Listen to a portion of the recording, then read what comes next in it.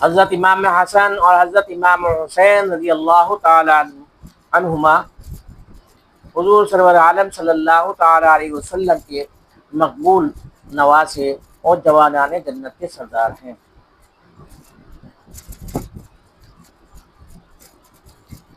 یا مسلمانوں کو چاہیے کہ تمام صحابہ اور اہل بیت سے دلی محبت نیک گمان رکھیں،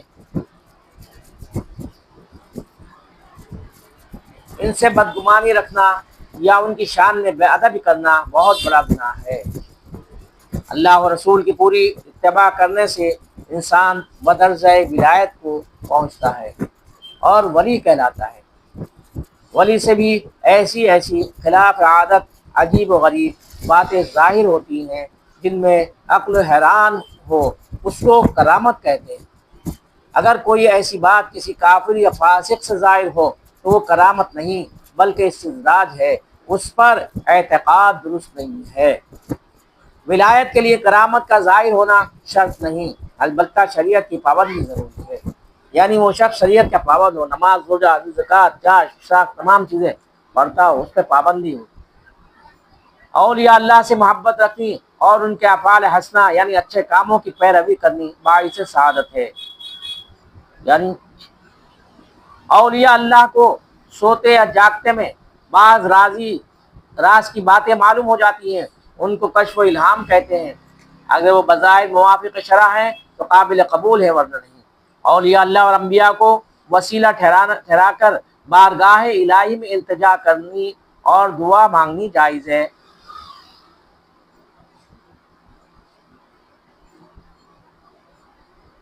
مثلا یہ کہیں کہ فلاں بزرگ کے وسیلے سے بستغیث بطفیل میں میرا فلاں کام ہو جائے، یہ جائز۔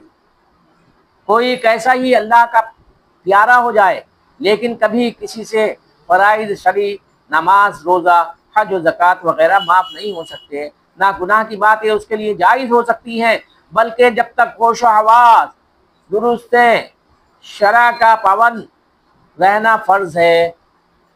دنیا میں کوئی شخص ان آنکھوں سے جاگتے میں اللہ تبارک و تعالیٰ کو نہیں دیکھ سکتا۔ زندہ مومنین کی دعا اور خیرات و صدقات سے مردہ مومنین کو نفع پہنچتا ہے۔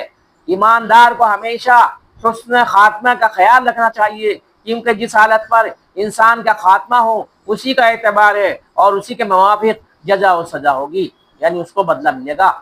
بندوں کے نیک و بد اعمال لکھنے کے لیے ہر آدمی پر دو فرشتے مقرر ہیں، ان کو کرامن کاتبین کہتے ہیں۔ اللہ تبارک و تعالی نے کچھ مخلوقات آگ سے پیدا کر کے ہماری نظروں سے پوشیدہ کی ہے، ان کو جن کہتے ہیں۔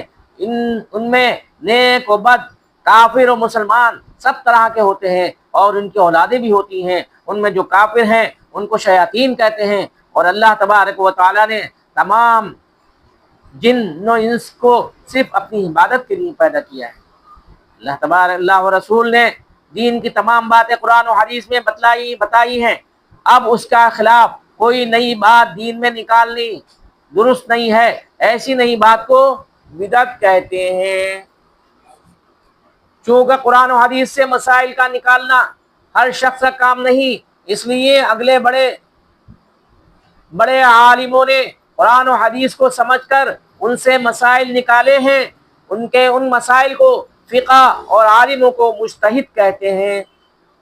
سب سے زیادہ مشہور و مقبول 4 مجتہد ہیں جو امام کہلاتے ہیں۔ نمبر 1 امام اعظم ابو حنیفہ رحمۃ اللہ علیہ، نمبر 2 امام شافعی رحمۃ اللہ علیہ، نمبر 3 امام مالک رحمۃ اللہ علیہ، نمبر 4 امام حنبل رحمۃ اللہ علیہ۔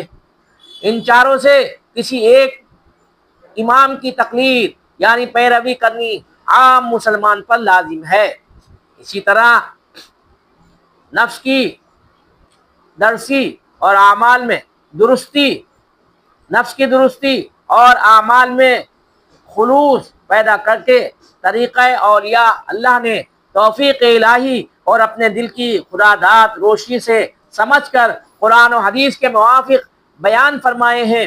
ان کو تصوف یا طریقت یا ان بزرگوں کو شیخ یا صوفیہ کہتے ہیں۔ اگرچہ شیخ بہت گزرے ہیں، لیکن ان 4 بزرگوار زیادہ مشہور ہیں۔ صاحب طریقت ہے۔ نمبر 1 حضور غوث اعظم شیخ عبد القادر جیلانی رحمۃ اللہ علیہ۔